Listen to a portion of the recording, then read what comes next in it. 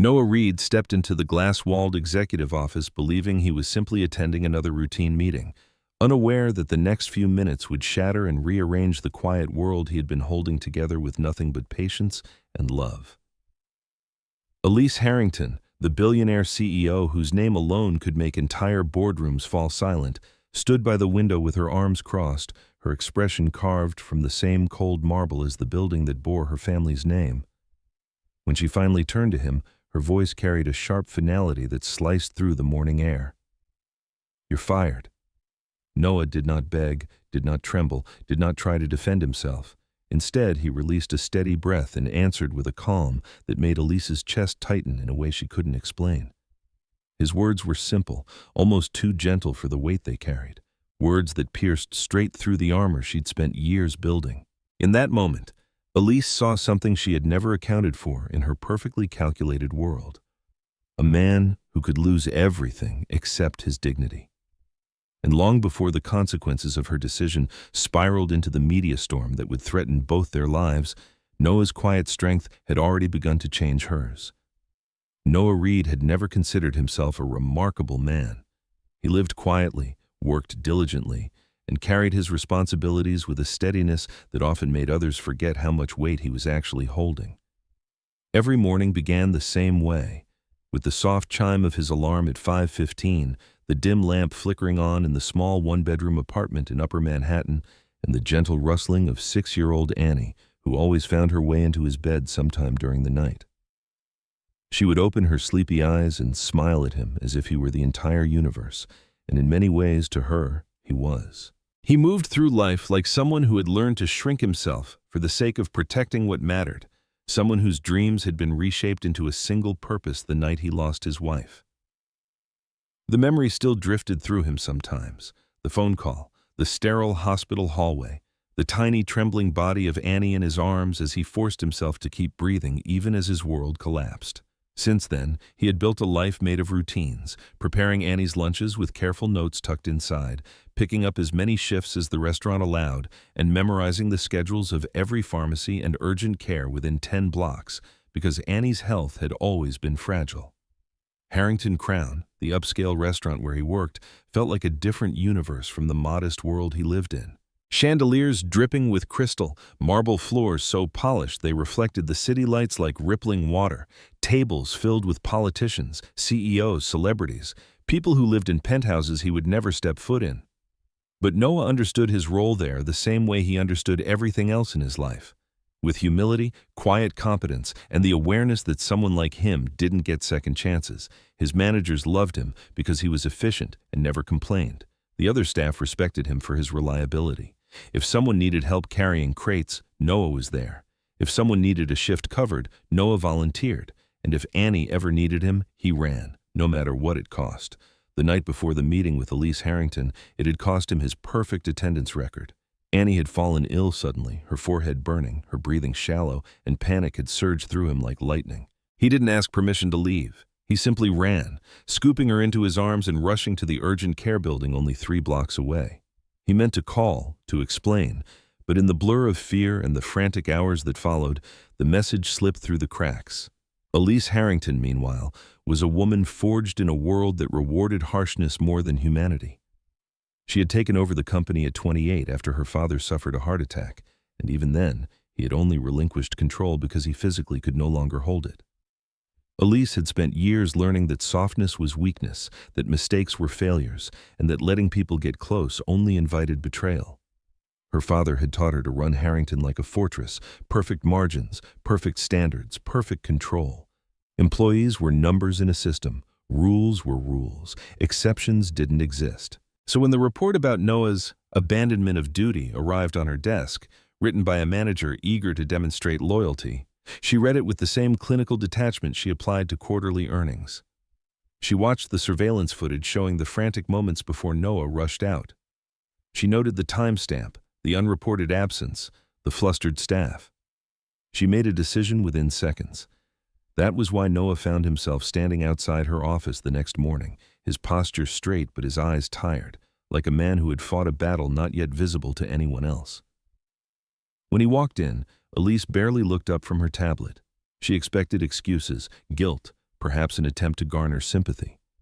Instead, she got a pair of steady brown eyes and a respectful nod, as if he weren't stepping into the office of the most ruthless CEO in Manhattan, but merely greeting another human being. She offered him none of the politeness in return.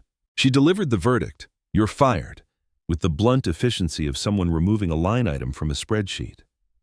But what shook her wasn't her own words. It was Noah's silence. Not shocked silence, not defeated silence, a silence rooted in something deeper, dignity. She waited for him to plead. Instead, he inhaled slowly, gently, as if steadying himself not for a fight with her, but for the consequences waiting outside this room. Then he said the sentence she would replay in her mind long after he left her office. "If you believe I chose convenience over my daughter's life, then you don't understand who I am at all." There was no anger, no accusation, only truth. Something in Elise's chest tightened, an unfamiliar ache she dismissed instantly as irritation. But once Noah left, the words lingered like a ghost she couldn't chase out. She tried to return to her paperwork, but her eyes kept drifting to his file on her desk. His record was flawless, his performance reviews glowing. She saw the notes written by supervisors from years before. Responsible, reliable, respected by every member of the team. Her jaw tensed. Elise Harrington did not make mistakes, but something about Noah's calm defiance gnawed at her, something about the way he spoke, like a man who had already lived through something far worse than losing a job, made her for the first time in a very long time doubt her own judgment. And she hated doubting anything. Yet even Elise, with all her calculations and walls, couldn't foresee how quickly her decision would unravel. How soon she would be forced to confront Noah again, not in an office, but at a hospital bedside in the middle of the night, in a moment that would pierce straight through the life she had spent years constructing. The night had fallen over Manhattan with an unforgiving heaviness, the kind that made the city lights blur in the humid air and wrapped the streets in a restless glow. Noah had barely slept since the meeting with Elise. Her words echoed in him not because of the job he had lost, but because of the sharp, hollow reminder that stability was something he could never take for granted. Yet none of that mattered when Annie whimpered in her sleep around midnight, her tiny body burning with fever so fierce it seemed to radiate through the room. Panic slammed into him instantly. He placed his hand on her forehead and felt heat that made his stomach drop. "Annie," he whispered, brushing hair from her damp face as her breaths came shallow and uneven. "Daddy's here. I've got you." Within minutes, he was rushing through the dimly lit streets, carrying her small, trembling frame wrapped in a blanket, ignoring the sting in his throat as fear clawed at him. The hospital waiting room buzzed with the fluorescent hum of overhead lights, nurses moving briskly, the faint echo of announcements bouncing down the corridors. A doctor whisked Annie away for immediate tests, leaving Noah alone with shaking hands and a mind spiraling through worst-case scenarios. He had been here before, too many times. Every emergency felt like reliving the night he lost his wife, when he had stood in a similar hallway praying to a God he wasn't sure he believed in anymore. Tonight, the memories pressed harder, heavier. Unknown to him, another figure was pacing a nearby corridor. Elise Harrington, dressed in a dark tailored coat over her work attire, had arrived hours earlier to visit her father, who was undergoing another round of tests. She hated hospitals, the sterile smell, the low murmurs, the uncertain outcomes. They reminded her too much of her mother, whose illness had stretched over years until the family mansion felt like a quiet, suffocating mausoleum. She had spent so long bearing emotions that now even a hospital's beeping monitors could make her chest tighten. Elise had just finished speaking to a doctor when she caught sight of Noah. At first, she didn't believe it was him. He was sitting alone on a bench, head lowered, elbows resting on his knees, the fluorescent light painting shadows under his tired eyes. His shirt was rumpled, his hair a chaotic mess, and in his lap lay the small pink blanket Annie always carried. The sight stopped Elise mid-step. There was something in Noah's posture, an exhaustion that went deeper than physical, an ache carved over months, years, that gripped her heart with surprising force. She hovered there, torn between walking away and acknowledging him. Eventually, something nudged her forward. "Noah?" Her voice was steadier than she felt. He lifted his head, and Elise saw fear, raw, unfiltered fear in his eyes. It stunned her. Noah had not shown a flicker of fear when she fired him, but here, in this hallway, with his daughter's fate uncertain, he looked like a man fighting against the tide. "Annie's sick," he said quietly, voice cracking at the edges. She had trouble breathing. Elise opened her mouth but couldn't find words. Sympathy wasn't something she practiced often, but standing in front of him, she felt it as naturally as breathing. Before she could respond, a distant sound echoed down the hallway. Annie crying weakly as nurses transferred her to another room. Noah shot up, instinct pulling him toward his daughter, but a nurse gently stopped him and explained they needed more time. Elise watched the scene unfold, watched how Noah tried to steady himself, how his eyes shimmered with a pain he refused to show. And then she heard it, Annie's voice, faint, trembling, calling out through the partially open door. "Daddy, don't leave. Daddy?" The words sliced through Elise's chest like glass. Memories slammed into her without warning. Herself as a child sitting beside a hospital bed, calling out for her mother who couldn't answer anymore, while her father discussed business deals outside the door. Elise blinked rapidly, trying to push the memory away, but it clung stubbornly. Her throat tightened. She turned to Noah, finding him frozen in place, pain softening every line of his face. Without thinking, Elise moved closer, her voice gentler than she knew she was capable of. "She's in good hands. They'll take care of her." Noah let out a trembling breath, nodding even though nothing felt certain. Hours stretched by in slow, agonizing increments. Elise stayed. She didn't know why. She could have returned to her father's room, could have left entirely, but her feet wouldn't move. Something about the image of Noah sitting alone with fear clawing through him anchored her to that cold hallway. Eventually, a doctor exited the room and explained that Annie's fever had triggered respiratory distress. She was stable now, but needed observation. Relief washed through Noah so fast his knees nearly buckled. Elise steadied him without thinking, her hand warm on his arm. In that moment, a flash from a camera burst near them. Elise jerked her head around to see a man lowering his phone, whispering to someone with wide, excited eyes. She didn't understand what he had taken a picture of until she followed his gaze, straight to her hand still holding Noah's arm. Before she could react, the man hurried away, tapping furiously on his screen. A sick certainty settled in her stomach. Something was coming. And she was right. By morning, a headline was already climbing the social feeds of Manhattan. Billionaire CEO seen comforting fired employee in hospital at midnight. Did her policies endanger his child? Elise stared at her phone in shock. Noah stood beside Annie's bed, reading the same article with disbelief etched across his features. The picture showed him leaning toward Elise, their faces closer than they had actually been, captured at an angle that suggested intimacy or scandal. The story spread like wildfire. Comment sections exploded. Board members began calling Elise before dawn. And in the middle of it all was Annie, sleeping, fragile, unaware that her quiet hospital room had become the epicenter of a storm neither Noah nor Elise had seen coming. Elise closed her eyes, her heartbeat echoing in her ears. She had always believed she understood risk, but this was a different kind of danger, one that threatened not her company, but the very walls she had built around her heart. And she didn't yet realize that the decision she would make next would change everything for all three of them. By the time the sun rose over Manhattan, casting long streaks of gold across the glass towers, the story had already spiraled out of control, reaching corners of the city faster than either Noah or Elise could react. Elise's phone buzzed relentlessly. Calls from board members, messages from the PR team, urgent alerts from the crisis management group she usually only deployed for financial scandals or international press leaks. Noah watched from Annie's bedside as Elise stepped into the corridor, her voice low but firm as she tried to contain a wildfire she hadn't meant to ignite. Reporters were already staking out the hospital entrance, shouting questions into microphones, speculating about workplace abuse, forbidden relationships, negligence, and corporate cruelty.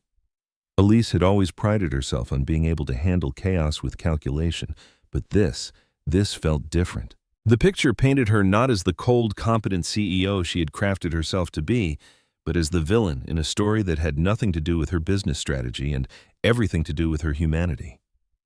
She returned to Annie's room eventually, her expression tight, her shoulders rigid. Noah stood as she entered, concern flickering across his exhausted face. "They're saying you fired me because I left to take care of her," he said quietly. "They're saying you caused this." Elise exhaled, a sound that carried more vulnerability than she intended. "I know. She hesitated before adding, "The board wants a public statement. They want me to distance the company from you and the situation." The implication hung heavy in the air. Noah felt his throat tighten. He had always known he was replaceable, at work, in society, in the eyes of people who never bothered to know him. But what hurt wasn't Elise protecting her company. It was the unspoken truth that she might erase him entirely to do it. Annie stirred in her sleep, her small chest rising and falling with soft, steady breaths. Her cheeks were still flushed from the fever, but the worst had passed. Elise stared at her for a long moment, something unreadable blooming behind her eyes. She walked to the window, gripping the edge of the curtain so tightly her knuckles whitened. "Noah," she began, her voice trembling just enough for him to notice, "my entire life has been built on one thing: control. Control over my image, my company, my decisions. My father taught me that losing control meant losing everything." She turned toward him, her gaze locking with his. "But last night, standing in that hallway, I realized I don't know anything about what it means to hold on to something that actually matters." Noah wasn't sure what to say. He had never heard Elise speak so openly, never seen cracks appear in her carefully polished armor. She stepped closer, her voice softening. "I shouldn't have fired you. I shouldn't have assumed the worst. I shouldn't have—" She broke off, swallowing hard. "And I'm not going to let them blame you to protect me." Before Noah could respond, her phone buzzed again. Another crisis alert. Elise glanced at the screen, then at him, then made a decision in a breath. "I'm holding a press conference," she said. "Today." Noah's eyes widened. "Elise, you don't have to—" "I do." And she left before he could argue. Hours later, Elise stood behind a podium in the Harrington Crown Media Hall, facing a wall of cameras, reporters, flashing lights, and scrutiny sharpened into weapons.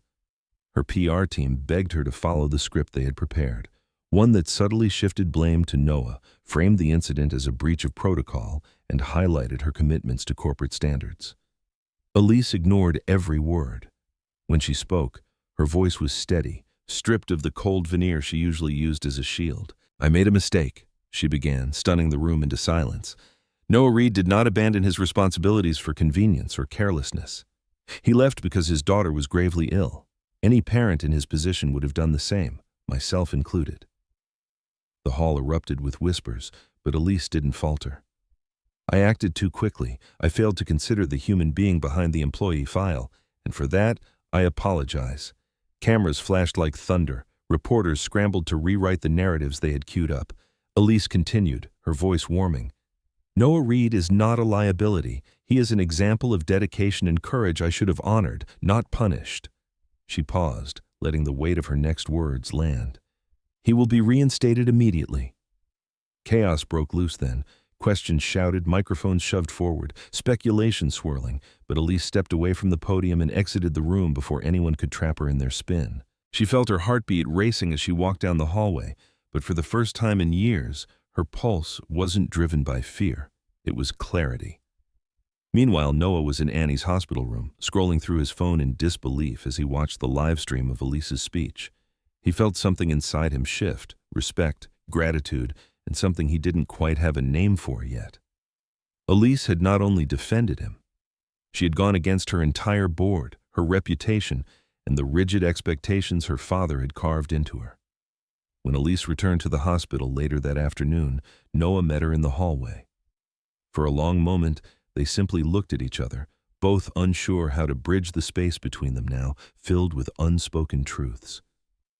"You didn't have to do that," Noah murmured.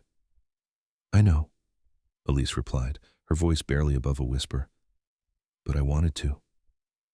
Annie noticed her then and broke into the faintest, sleepy smile. "Miss Ice Queen," she whispered, her voice hoarse. Elise let out a tiny, startled laugh, the kind that sounded like it had been locked away for years. Noah watched her soften, watched her kneel beside Annie's bed, watched something thaw between the woman who built walls and the child who melted them without trying. Over the next few days, Elise visited often. She brought books for Annie, snacks Noah couldn't afford, and a presence that felt strangely grounding. Noah found himself talking to her late into the evenings, conversations about grief, childhood, fear, ambition, loneliness.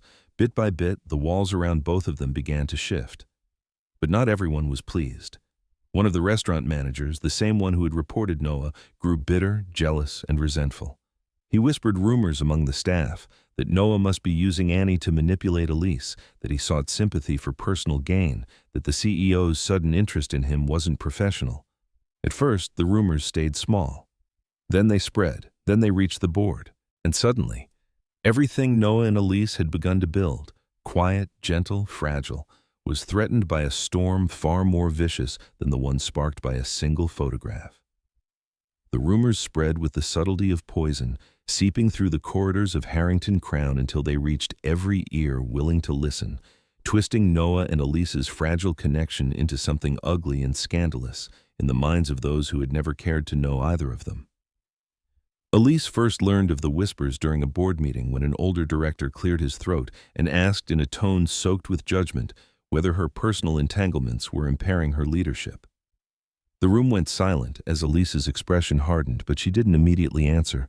Instead, she felt a slow, familiar burn rise through her, not of shame, but of anger that anyone could reduce Noah to a pawn and Annie to a rumor. Still, the board pressed her. They insisted the company's image was at risk, that investors were calling, that journalists were circling like vultures. Someone quietly suggested she step back from public appearances, especially with Noah. Another recommended discreet separation. Elise realized with a chilling clarity that they didn't care about truth. They cared about control, the same control her father had used to smother every spark of autonomy her mother ever had. That night, Elise drove to the hospital with a storm trapped behind her ribs. She found Noah sitting beside Annie, running his fingers gently through her hair as she slept. The sight of him like that, steady, tender, wholly devoted, made something in Elise's chest clench. She stood in the doorway longer than she meant to, fighting the desire to step forward and the fear that she might break something sacred by doing so. Eventually, Noah noticed her. "You okay?" he asked quietly. It was such a simple question, offered without expectation, and Elise felt the dam inside her crack. "No," she admitted, stepping inside. "The board wants me to cut ties with you." Noah inhaled sharply, though he had suspected something like this was coming. "Elise, listen, I don't want to be the reason your company suffers." "You're not," she said firmly, but he raised his eyebrows, gently challenging her. Elise looked away, struggling to keep her voice steady. "They think you're manipulating me. They think I'm compromised." Noah let out a soft, humorless breath. "And what do you think?" Her eyes snapped to his. "I think you're the first person in years who treats me like more than a title or a threat. I think you make me feel—" She paused, shaky. "Alive. And that terrifies them." Noah stared at her, stunned, because her voice wasn't cold or calculated but full of a rawness he had never heard from her before. He stepped closer, though not enough to cross a line he feared would shatter whatever was growing between them. "Elise," he said quietly, "I'm not asking you to choose me." She blinked, surprised. He continued, his voice slow, gentle, careful. "But you deserve to choose something that's yours, not something your father built for you, not something a room full of men tries to cage you into. You deserve to choose a life that makes you peaceful." She sucked in a breath as if the words had pierced her armor. Her eyes glistened, not with weakness, but with grief long buried.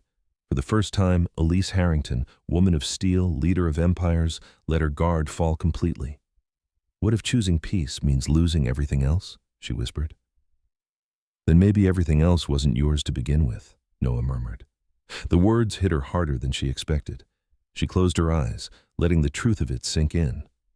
When she opened them, her decision was already made. The next morning, she marched into the boardroom, no makeup, hair tied back, wearing a simple black coat instead of her usual armor of tailored power suits. The directors sat up straighter, sensing something dangerous. Elise didn't bother to sit. "I won't distance myself from Noah Reed," she said, voice ringing through the room before anyone could speak. "And I won't allow you to weaponize his daughter's illness or my humanity to push me into decisions that align with your comfort instead of reality." Several board members protested at once, but Elise lifted a hand and the room fell silent. My father led this company by forcing everyone, including me, into submission. I won't continue that legacy. If we lose investors who fear compassion, let them go. If the public questions my judgment because I defended a man who loves his child fiercely, let them question. Her gaze hardened. But I will not apologize for doing what's right, not anymore. When she finished, the room sat stunned. One director muttered concerns about her emotional stability. Another warned of stock drops. Elise leveled them with a stare so sharp it sliced through the noise. "If you want to challenge my leadership," she said coolly, "call a vote." It was a bluff, mostly, but none of them dared to take it. Elise walked out with her head high, her pulse thundering in her ears. But for once, the fear felt clean, almost exhilarating, like stepping off a cliff and discovering she had grown wings. She drove straight to the hospital. Noah and Annie were in the courtyard, Annie bundled in a coat as she fed pigeons with quiet fascination. Noah looked up as Elise approached, searching her expression for answers. Elise crouched beside Annie first, brushing a gentle hand through her hair. "How are you feeling, sweetheart?" "Better," Annie whispered shyly. "Daddy said I get to go home soon." Elise smiled softly, then rose to meet Noah's eyes. The air between them shifted, full of something delicate yet unbreakable. "I told the board I wouldn't walk away from you," she said simply. Noah stared at her, speechless, a slow warmth blooming in his chest. Elise's voice softened. "You said I deserved peace." "You do," he murmured. She took a breath, her gaze steady. "Then let me choose it." Annie tugged at Noah's sleeve, whispering in awe, "Daddy, Miss Ice Queen is smiling." Noah laughed, quiet, disbelieving, grateful. Elise laughed too, a sound so rare and light it felt like the beginning of something neither of them had dared to hope for. Elise extended her hand, not as a CEO commanding control, not as a woman seeking redemption, but as someone finally willing to let go of her fear. Noah took it without hesitation, their fingers intertwining with the ease of something inevitable. And though no promises were spoken, no confessions made, the moment carried a certainty that echoed louder than any vow she hadn't saved him. He hadn't saved her. They had simply found in each other the one thing both had been missing all along, a reason to begin again.